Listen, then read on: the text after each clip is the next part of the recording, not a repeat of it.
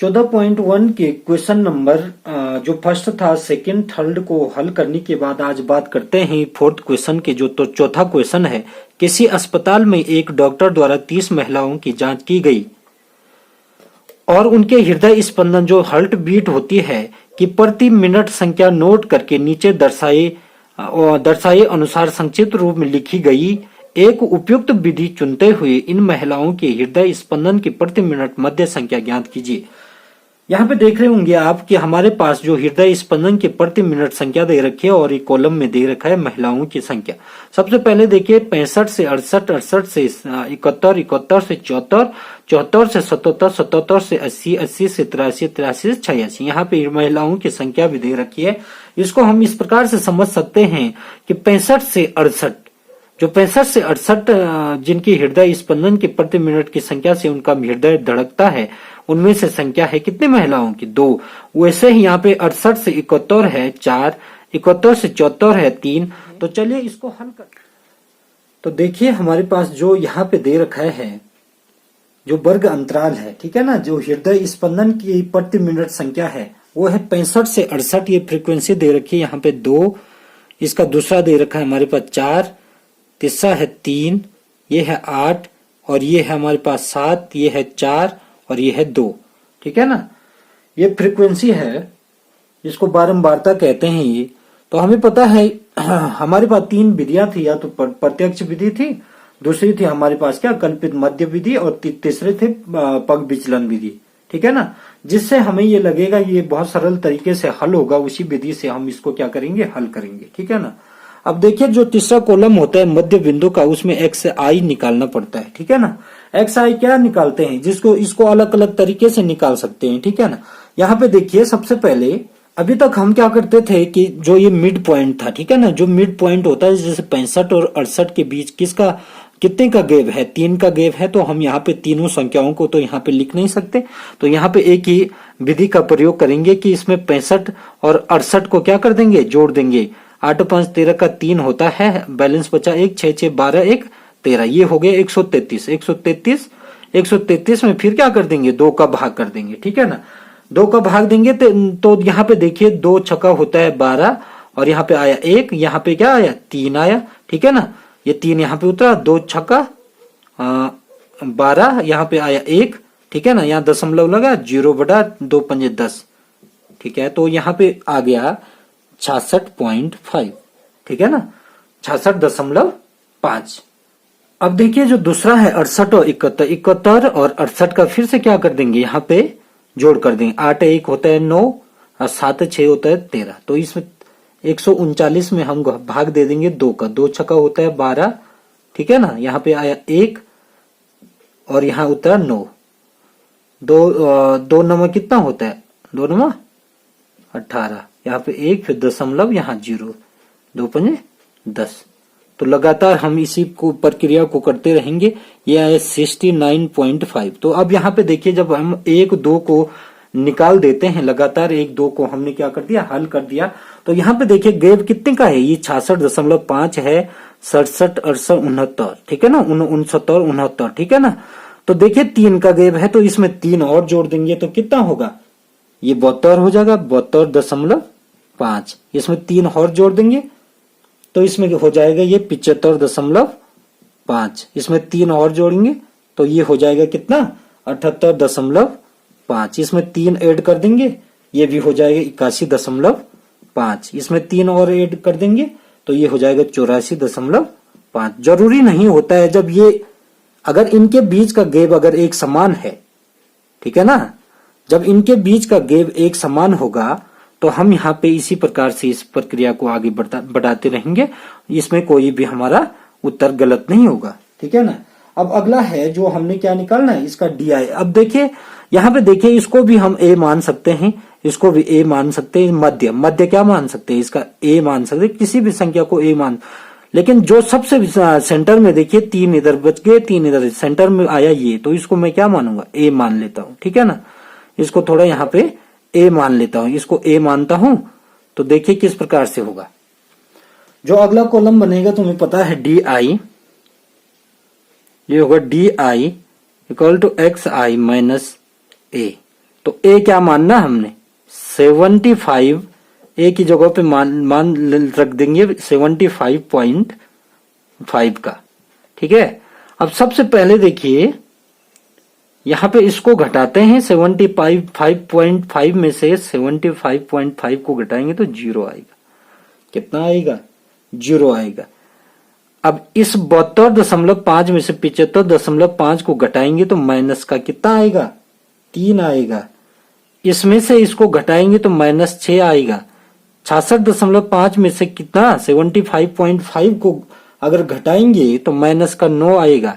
जो संख्याएं यहां माइनस में आई वही संख्याएं यहां प्लस में आएंगी 3, 6, 9। इतना तो समझ में आ गया होगा। ठीक है ना।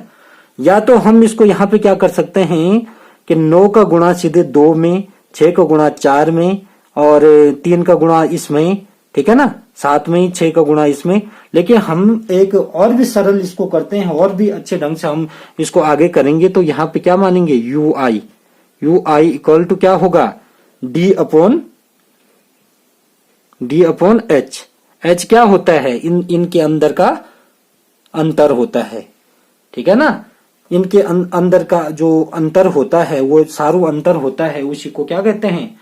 एच मानते हैं। जैसे 65 और 68 के बीच का कितने का गैप है? 3 का है। फिर 68 और 71 के बीच 3 का गैप है। 71 और 74 के बीच कितने का गैप है? 3 का। तो यहाँ पे हम एच की जगह डायरेक्ट 3 भी लिख सकते हैं। ठीक है ना। अब 3 लिखा तो डी है ये वाली संख्याएं, ये वाले अंक, और 3 का भाग करना है इनमें। तो 3 का भाग अगर 9 में देंगे तो कितना आएगा? -3। इसमें करेंगे तो -2, इसमें करेंगे तो -1। यहाँ 0 का 0, यहाँ पे सेम हो गए 1, 2, 3। अब देखिए, अब ये इससे भी सरल हो गया। ठीक है ना, इससे सरल हो गया ना ये। तो अब हम डायरेक्ट इसका गुणा इसके साथ कर सकते हैं। तो जो अगला कॉलम आएगा वो आएगा FI इंटू UI। ठीक है ना। अब आ गया तो इसका गुणा इसके साथ करेंगे -6। 4 का गुणा अगर इस -2 में करेंगे 4 दूना 8। इस 1 का गुणा 3 के साथ करेंगे तो -3। 0 का 0। यहाँ पे क्या आएगा? 7 का गुणा 1 के साथ करते हैं, 7 एकम 7। इस 2 का गुणा इस 4 के साथ करते हैं, इस 4 के साथ करते हैं। ठीक है ना, 4 दूना तो यहाँ पे आ जाएगा 8। इस 3 का गुणा इसके साथ करते हैं, 3 दूना 6। ठीक है। अब हमारे पास इस प्रकार से ये अंक है -6, -8, -3 और 7, 8 और 6। अब इनको जोड़ देंगे। ठीक है ना। 8, 6, 14, 14 और 14, 7 तो होता है 21। 0 का कोई मान नहीं। यहाँ पे देखते हैं 8, 6, 14, 15, 16, 17। ये हो गया -17। तो बड़ी संख्या कौन है? माइनस वाली है कि प्लस वाली? प्लस वाली है। तो इस प्लस वाली संख्या में से हम क्या करेंगे? इस माइनस वाली संख्या को घटा देंगे तो कितना आएगा? ये आएगा 4। तो हमारे पास 4 आ जाएगा। इसका मान सिग्मा FI का मान आ जाएगा 4। और इसको हम क्या कर देंगे? जोड़ देंगे। और ये जोड़ भी सकते हैं। और यहाँ पे देखिए, आपको बताता हूं कि जो आपके बुक में दे रखा है, यहाँ पे ये बुक में दे रखा है, यहाँ पे देख रहे होंगे आप, ये 30 की 30 महिलाओं की जांच करनी, तो ये 30 ही आएगा। ठीक है ना। तो हमने 30 महिलाओं की जांच करनी थी। इसको टोटल करके सिग्मा FI 30 ही आएगा। ठीक है ना, 30 ही आएगा इसको जोड़ करके। ठीक है ना। तो अब देखिए, ये हमारे पास बुक में दे रखा है, इसको जोड़ भी सकते हैं हम। ठीक है ना। तो अब है हमारा जो मध्य आएगा, देखिए वो मध्य निकालते हैं। सूत्र होगा, किस विधि से हमने इसको हल किया हमने इसको किस विधि से? इसको हल किया हमने पग विचलन विधि से। ठीक है, पग विचलन विधि से जब हल किया तो सूत्र हो जाएगा मध्य बराबर H, यहाँ पे हो जाएगा, ये हो जाएगा सिग्मा FI बटे सिग्मा FI। ठीक है ना। और यहाँ पे आ जाएगा प्लस का A H। अब देखिए H कितना था हमारे पास? H कितना है? इनके बीच का जो अंतर था वो कितना था? 3 था। ठीक है। सिग्मा FI कितना था? 4 था। सिग्मा FI कितना था? 30 था। प्लस A कितना था? यहाँ पे देखिए 75.5 इतना था हमारे पास। ठीक है। अब इसको हल करते हैं। ठीक है। ये कट रहा है किससे? ये कट रहा है 10 से। 10 या 30। ठीक है। ये हो गया। इसका भाग इसमें देंगे तो कितना आएगा? 4 10 का भाग अगर 4 में देते हैं तो 0.4 आता है, ठीक है ना। 0.4 प्लस 75.5 तो ये आ गया। इसमें इस 4 को ऐड कर देंगे तो कितना हुआ 75.9। ये आपका आंसर आ गया, ठीक है। बहुत सरल था, ठीक है। अब देखिए क्वेश्चन नंबर 5 को हल करते हैं। इससे पहले आपने देखा होगा यहाँ पे ये क्या बोल रहा है, ये हृदय स्पंदन की प्रति मिनट संख्या जो 65 से 68 थी, फिर यहाँ से 68 से स्टार्ट हो रही थी और 71, फिर 71 से स्टार्ट हो रही थी, ठीक है ना। लेकिन यहाँ पे देख रहे होंगे आप कि 50 से 52 है, अब 52 से एक अंक छोड़ करके 53 है, ठीक है ना। जो ये इस प्रकार से जो ये मेथड था, इसमें इसको क्या कहते हैं, इंक्लूसिव क्लास इंटरवल कहते हैं। तो देखिए अब बात करते हैं क्वेश्चन नंबर 5 की। देखिए किसी फुटकर बाजार में फल विक्रेता पेटियों में रखे आम बेच रहे थे। इन पेटियों में आमों की संख्याएं भिन्न भिन्न थी। पेटियों की संख्या के अनुसार आमों का आवंटन कीजिए। हमें बताना है कि आमों की संख्या ये दे रखे हैं आपके पास और जो पेटियों की संख्या है ये दे रखी है, ठीक है ना। यहाँ पे देखिए 15 पेटियां हैं, उसमें से बोल रहा है कि 50 से 52 आम आ रखे हैं। 110 पेटियों में से मैं कितने 53 से 55 के बीच के आम हैं, ठीक है ना। लेकिन सबसे पहले आप देख रहे होंगे यहाँ पे जो क्वेश्चन था ये था कि 65 से 68 और फिर 68 से यहाँ पे स्टार्ट हो रहा था, ठीक है ना। फिर 71 था, 71 से फिर यहाँ ये अगला कॉलम स्टार्ट हो रहा। लेकिन यहाँ पे थोड़ा सा डिफरेंट है इस सवाल में। देखिए सबसे पहले क्या है, थोड़ा सा डिफरेंट, जैसे 50 से 52 है, फिर एक का गेप है, सीधे 53 आ गया यहाँ पे। फिर 53 से 55 है और 55 के बाद सीधे यहाँ पे भी 55 होना चाहिए था। जैसे यहाँ पे देखिए ये सेम है ना, लेकिन यहाँ डिफरेंट है, एक अंक का डिफरेंट है। यहाँ पे देखिए जैसे 55 से 56 है तो 56 आ गया, फिर 56 से 58 हो गया तो यहाँ पे 58 आना चाहिए था, लेकिन यहाँ पे 59 आ गया। 59 से 61 है तो 61 आना चाहिए था, यहाँ पे तो 62 आ गया, ठीक है ना। ये डिफरेंट है इसमें, इसको ध्यान में रखना होता है कि थोड़ा सा इसमें डिफरेंट होता है। वो डिफरेंट भी बताता हूँ कि किस प्रकार का डिफरेंट होता है इसमें, ठीक है ना। इसको भी आप प्रत्यक्ष विधि से हल कर सकते हैं, लेकिन प्रत्यक्ष विधि में जो इसका गुणा करने के लिए आ जाएगा वहां पे FI XI तो वो बहुत बड़ा पड़ जाएगा। इसलिए हम इसको भी देखते हैं किस विधि से ये सरल ढंग से। देखिए इसमें फर्क इतना है कि जैसे यहाँ पे 50 से 52 है और सीधे यहाँ पे क्या है 53 है, तो इसको हम डायरेक्ट नहीं लिख सकते। ये इसकी निम्न सीमा होती है। बहुलक वर्ग जो इस बारंबारता जो वर्ग अंतराल है इसकी ये निम्न सीमा है और ये उच्च सीमा है। तो हमें क्या करना पड़ता है कि ये निम्न सीमा में से भी 0.5 को घटाना पड़ता है और इसमें भी हमें क्या करना पड़ता है 0.5 को हमें क्या पड़ेगा, इसमें एक में उच्चतम सीमा में हमें बढ़ाना पड़ेगा, इसमें घटाना पड़ेगा। देखिए 50 को हम कैसे लिख सकते हैं, इसको लिख सकते हैं हम 49.5। समझ में आया। 49 इसमें 0.5 को लेस कर देंगे और इसमें ऐड कर देंगे, ठीक है ना। देखिए तो 50 में से अगर 0.5 को 0.5 को जैसे हम क्या करेंगे घटा देंगे तो इतना आया और इसमें ऐड कर देंगे तो ये हो गया कितना, ये हो गया आपका 52.5। इतना तो आपको समझ में आ गया होगा।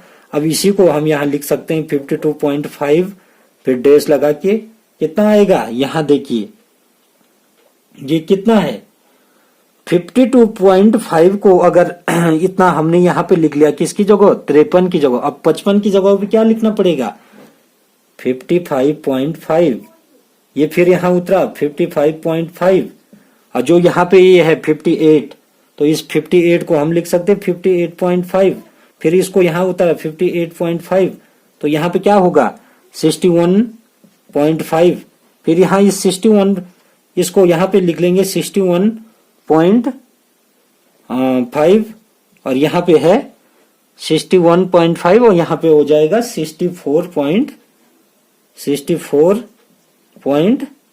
तो अब ये आपको समझ में आ गया होगा कि क्या होता है।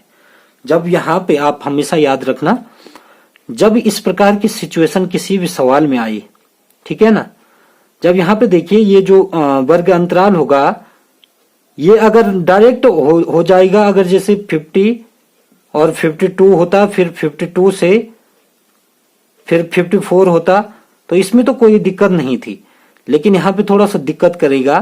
तो इस सिचुएशन में हमें क्या करना है, इस प्रकार से कर देना। जो उच्चतम सीमा होती है उसमें 0.5 को ऐड करना है, जो निम्नतम सीमा होगी इसके उसमें 0.5 को घटा देना है। ठीक है, अब ये हो गया क्या, ये फ्रीक्वेंसी दे रखे आपकी बुक में, ये है 15, ये है 110, ये है 135, ये है 115 और ये है 25। ये फ्रीक्वेंसी बारंबारता। दूसरा कॉलम हमेशा याद रखना, ये बारंबारता का होगा जो तुम्हारी बुक में दे रखा रहता है, इसी को इस प्रकार से लिखना है। तीसरा जो कॉलम होगा वो मध्य बिंदु का होता है XI।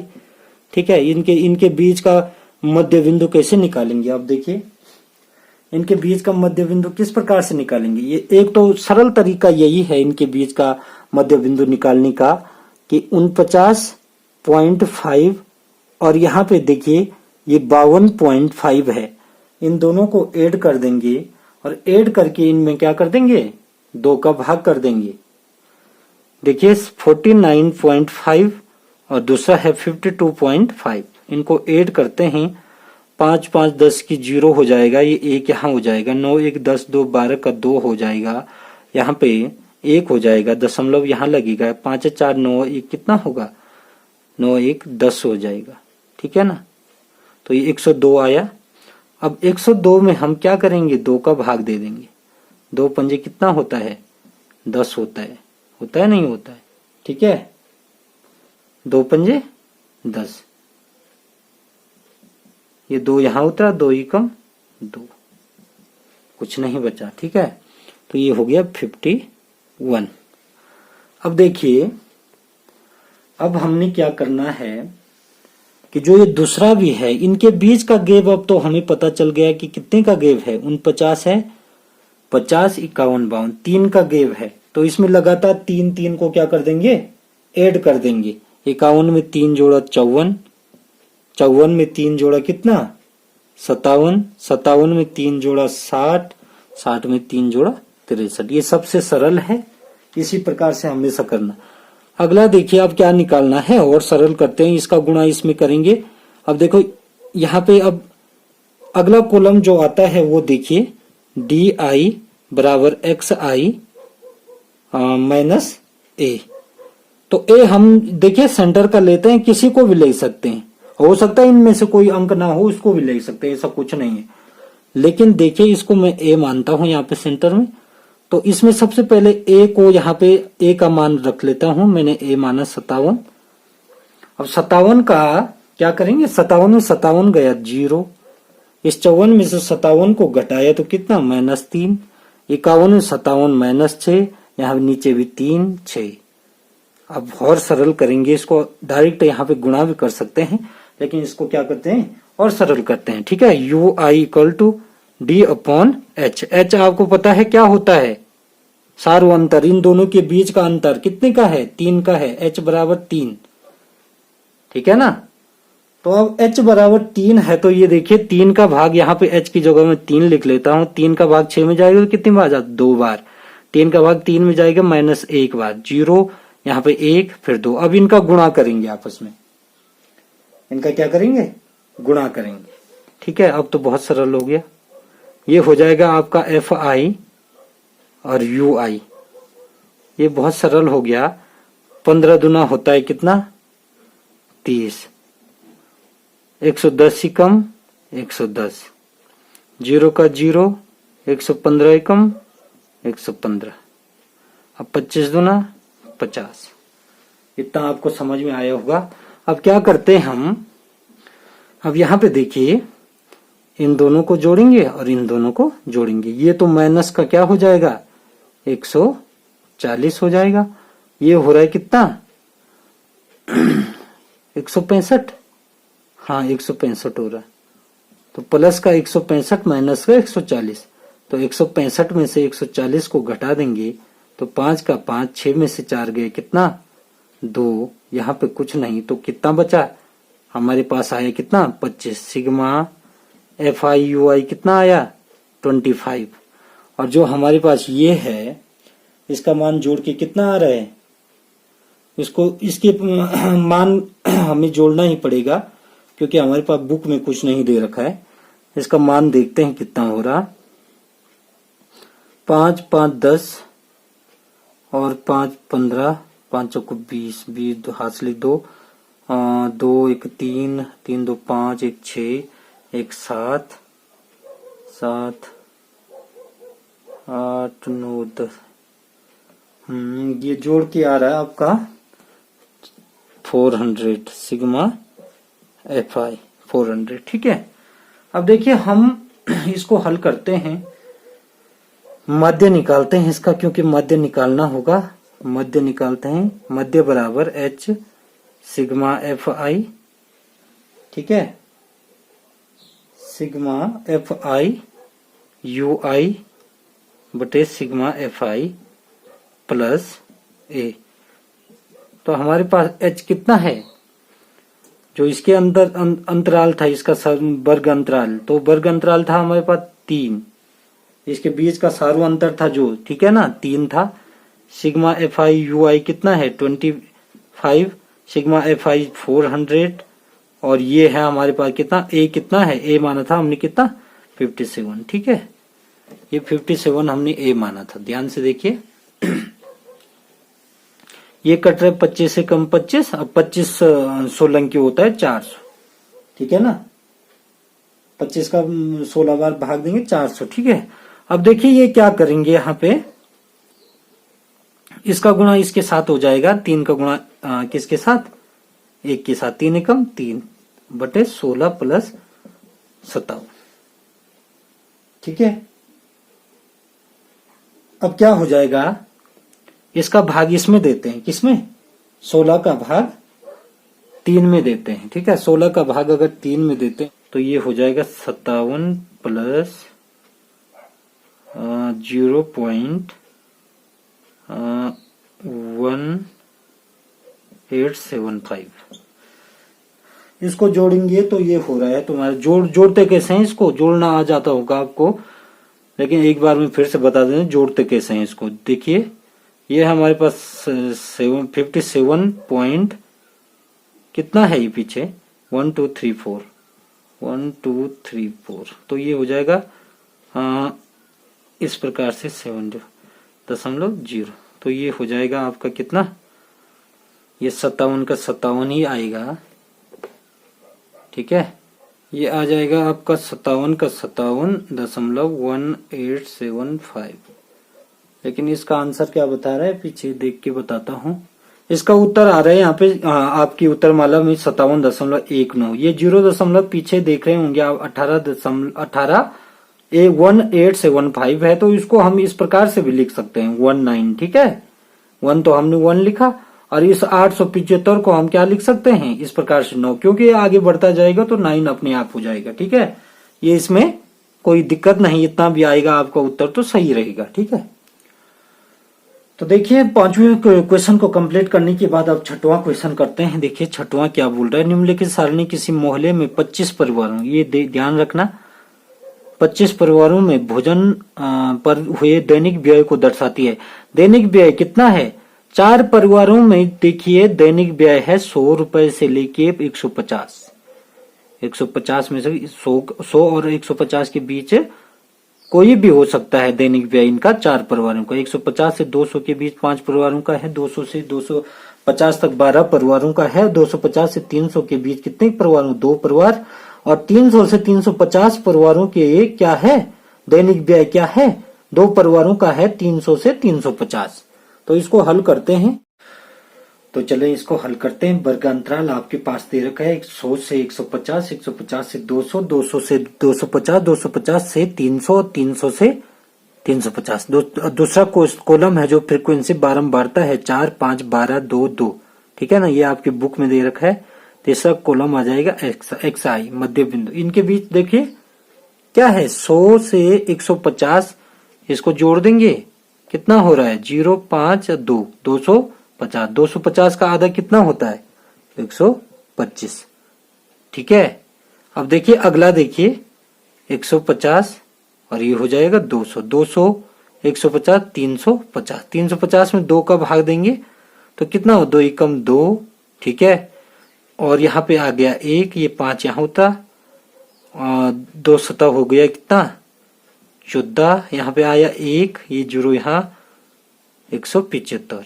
ठीक है, 175 आ गया यहाँ पे, तो ये 175 यहाँ पे आ जाएगा। ठीक है, तो कितने का गैप है यहाँ पे भी देख रहे होंगे आप, कितने का गैप है 50 का गैप है, तो इनके बीच में कितने का गैप होगा 50 का गैप होगा। ठीक है, अब 175 में 50 जोड़ेंगे 225 हो जाएगा, 225 में 50 जोड़ेंगे 275 हो जाएगा, 275 में 50 जोड़ेंगे तो कितना हो जाएगा 325। ठीक है, अब देखिए यहां पे क्या होगा, D I equal to X I, इसमें हमने क्या माइनस, इसमें क्या मानना है, देखिए 2 ये ऊपर रहे 2 ये नीचे रहे, यहाँ पे इसको ए मानते हैं, किसी को भी मान सकते हैं, ऐसा जरूर नहीं कि ये बीच का मानना है, इसको भी मान सकते हैं इसको भी मान सकते हैं। ठीक है, किसी को भी मान सकते, इसमें कोई परेशानी नहीं है। अब क्या करना है हमने, ये 225 है तो 225 आप देख रहे होंगे यहाँ पे 225 लिख लूंगा, जो ए का मान था 225 लिख लूंगा, तो 225 में 225 गए 0, 225 में से देखिए 175 अगर घटा तो कितना हो जाएगा, ये हो जाएगा भाई आपका 50। ठीक है, और ये हो जाएगा 225 में से 125 घटा तो माइनस का 125 में से 225 घटा तो ये हो जाएगा 50 100। ठीक है ना, 100 हो जाएगा, यहाँ भी 50 हो जाएगा, यहाँ पे भी 100 हो जाएगा।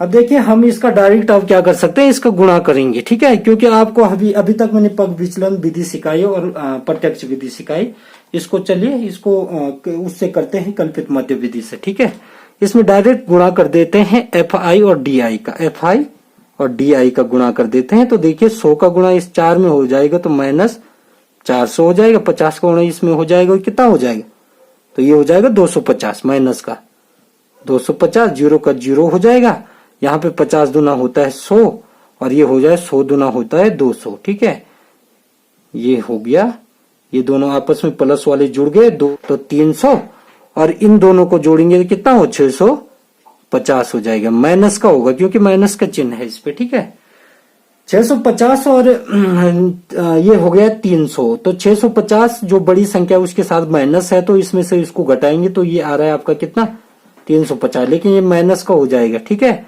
तो ये हो जाएगा sigma F I D I equal to minus 350, और हमारे पास यहाँ पे देखिए इसको जोड़ के सिग्मा एफ आई हो जाएगा हमारे पास 25, क्योंकि तुम्हारी बुक में भी दे रखा है 25 परिवारों का, इसको जोड़ कर भी 25 आएगा। ठीक है, 25 ही आ रहा है ना, 5 4 9 9 21 22 23 24 25 ही आ रहा है, ये बुक में भी दे रखा है परिवारों की संख्या पर। तो आप मध्य निकालेंगे इसका बराबर, मध्य बराबर हो जाएगा सिग्मा एफ आई डी आई, क्या हो गया सिग्मा एफ आई डी आई बटे सिग्मा एफ आई हो जाएगा, और यहाँ पे हो जाएगा प्लस ए, क्योंकि ए हमने माना था, ये तो होगा, ये फॉर्मूला है किसका कल्पित मध्य का, ये हो गया, क्या हो गया, ये है कल्पित मध्य। ठीक है, सूत्र है ये कल्पित मध्य का।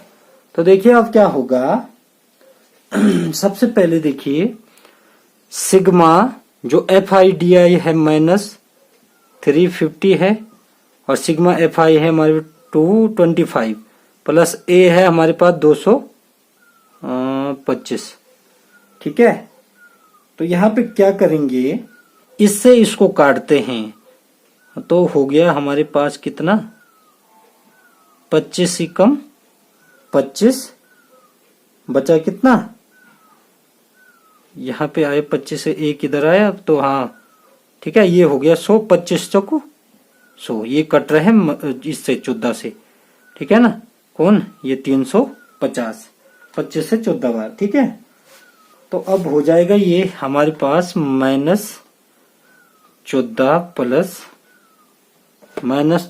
प्लस 225, तो प्लस माइनस का माइनस हो जाएगा और माइनस हो जाएगा तो ये हो जाएगा 211, ये हमारे पास उत्तर आ रहा है कितना 211। तो हमारे पास जो 25 परिवारों में भोजन पर हुए दैनिक व्यय का जो मान आ गया, उत्तर आ गया, वो कितना आया? 211 आ गया। ठीक है, ये 211 हो जाएगा। जब ये 211 हो जाएगा तो हम बता सकते हैं कि 211 क्या आ रहा है? प्रत्येक परिवार का दैनिक क्या आ रहा है? व्यय आ रहे हैं रुपयों में एक दिन का। ठीक है, दूसरे में हम बता सकते हैं कि यह विधि, कौन सी विधि का यूज किया हमने इसमें? इस सवाल में हमने यूज किया कल्पित मध्य विधि का। तो 6 क्वेश्चन को हल करने के बाद आज बात करते हैं 7वें क्वेश्चन की। ठीक है, वायु में सल्फर डाइऑक्साइड SO2 की सांद्रता भाग प्रति मिलियन में को ज्ञात करने के लिए एक नगर के 30 मोहल्लों के आंकड़े एकत्रित किए गए, जिन्हें नीचे प्रस्तुत किया गया है। ये नीचे प्रस्तुत किया गया है 0.00-0.04 से जो SO2 के सांद्रता है। ठीक है ना, और ये बारंबारता जो फ्रीक्वेंसी है ये आपके सामने दे रखी है। वायु में SO2 की सांद्रता का मध्य ज्ञात कीजिए। हमने क्या करना है? वायु में SO2 की सांद्रता का ज्ञात करना है। ये हमारे पास दे रखा है वर्ग अंतराल, ये फ्रीक्वेंसी है हमारे पास। अब हमने निकालना क्या है? हम निकालेंगे इसका XI। ठीक है, मध्य बिंदु। XI निकालने के लिए क्या करना पड़ेगा? यहाँ पे देखिए 0.04, इसको 4 मानते हैं तो 4 में अगर हम 2 का भाग देंगे तो कितना आएगा? 0.02 आएगा। फिर 8 4 12, 12 में देंगे तो कितना आएगा? 0.06। 12 8 20 होता है, 20 में अगर 2 का भाग देंगे 10 आएगा। 0. क्या हो जाएगा? 10। 4 4 बढ़ जाएंगे। अब लगातार 4 का गेप है तो यहाँ पे 0.14, 0.18, ठीक है, और 0.22। ठीक है, ये XI आ गया। अब हम इसको किस विधि से निकालते हैं? डायरेक्ट निकालते हैं क्योंकि बहुत सरल है। ठीक है, अब इसको निकालने के लिए सबसे पहले देखिए यहाँ पे क्या करना पड़ेगा। ये दो देखिए, 4 दूना कितना होता है? 8 होता है। 0.08, 9 छक्का 54, 0.54, 10 नमा 90, 10 नमा 90, 0.90, 14 दूना 28, 0.28, 18 चौको 72, 0.72, और 22 दूना 44, 44 होता है तो 0.44। ठीक है, ये हो गया हमारा। इसको हम ऐड करेंगे, देखिए इसको भी ऐड करेंगे। ठीक है, ये है 30 मोहल्लों। ये तो 9 9 18, 18 19 20, 20 4 24, 24 4 28, 28 2 30। सिग्मा FI हो गया हमारे पास कितना? 30। और हमारी बुक में भी दे रखा है जो SO2 की सांद्रता यहाँ पे बोल रहा है कि एक नगर के 30 मोहल्लों के आंकड़े हमने क्या करने हैं? एकत्रित करने हैं। और ये सिग्मा FI XI जो हमारे पास आ गया, इसको जोड़ना है हमने। अगर हम इसको जोड़ते हैं तो कितना आता है देखते हैं। 0 की जगह पे 296 हो रहे हैं। ठीक है, मध्य निकालते हैं। मध्य बराबर sigma FI into XI upon sigma FI। तो मान रखते हैं, ये आया हमारा 296। तो 296 बटे कितना? 30। ठीक है, यहाँ पे देखिए, यहाँ दशमलव है तो यहाँ पे दशमलव भी लगेगा दोस्तों। देखिए यहाँ पे दशमलव भी लगेगा, 2.96। ठीक है, तो अब देखिए हम इसका दशमलव अगर हटाते हैं यहाँ से तो क्या होता है? दशमलव हटेगा तो यहाँ 100 से गुणा हो जाएगा। तो ये हो जाएगा 296 अपॉन, इसके साथ 100 का गुणा हो जाता है। दशमलव हट जाएगा तो 100 का गुणा होगा, तो ये हो जाएगा कितना? इतना 3000। ठीक है, 3000 हो जाएगा। अगर 3000 का अगर हम क्या करते हैं? 296 में क्या करते हैं? भाग करते हैं। तो देखिए किस प्रकार से करेंगे भाग। यहाँ पे देखिए 296 में करते हैं भाग किसका? 3000 का। तो ये आता ही होगा आपको। यहाँ पे 0 बटा दशमलव लगा 0, फिर 0, यहाँ पे 0। ठीक है, ये हो जाएगा तुम्हारे कितना? 3 3 9, 3 9 27, 3 9 27, ये हो गया 27000। यहाँ पे आए 0 0 6, 9 में से 7 गया 2, यहाँ कुछ नहीं, दशमलव लगा है यहाँ 0। ये फिर किस से जा रहा है भाग? 8 3 8, हाँ 3 8 24, 24 से। ठीक है, ये हो रहा है फिर 0 0 0, 6 में से 4 गया 2, कुछ नहीं, यहाँ पे बचा, फिर 0 दशमलव लगा है तो 0 1 बढ़ेगा ही बढ़ेगा। ये फिर से किससे जा रहा है, 3 कम 3 6 3 3 9 3 छक्का 18, 3 छक्का 18, 18,000 हो जाएगा। तो यहाँ पे 0 0 0, 10 में से 8 गए 2, फिर कुछ नहीं, यहाँ पे 0 बढ़ेगा, 3 छक्का 18, फिर इसी प्रकार से बढ़ता जाएगा, 3 छक्का 18 लगातार यही आता जाएगा। तो ये आ रहा है आपका कितना, 0.09866, ठीक है। लेकिन आपकी जो उत्तर माला है उसमें ये उत्तर बता रहा है कितना, ये उत्तर बता रहा है 0.099 ppm। तो देखिए ये 0.099, इस 866 को लगातार ये बढ़ता जाएगा, ऐसे एक ऐसा समय आएगा जब ये आगे होके 9 हो जाएगा, ठीक है। ppm इसलिए है क्योंकि इसको जो आपका ये गैस दे रखा था सल्फर डाइऑक्साइड, ये जितने भी गैसेज हैं इसको मापने के लिए होता है यूज, तो यहाँ पे ppm आया है, ठीक है ना, 0.099 ये तुम्हारा आंसर है, ठीक है।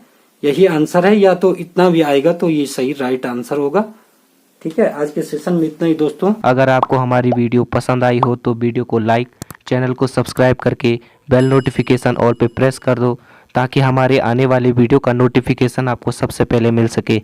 मिलते हैं एक और नई मज़ेदार वीडियो में, तब तक के लिए बाय बाय दोस्तों।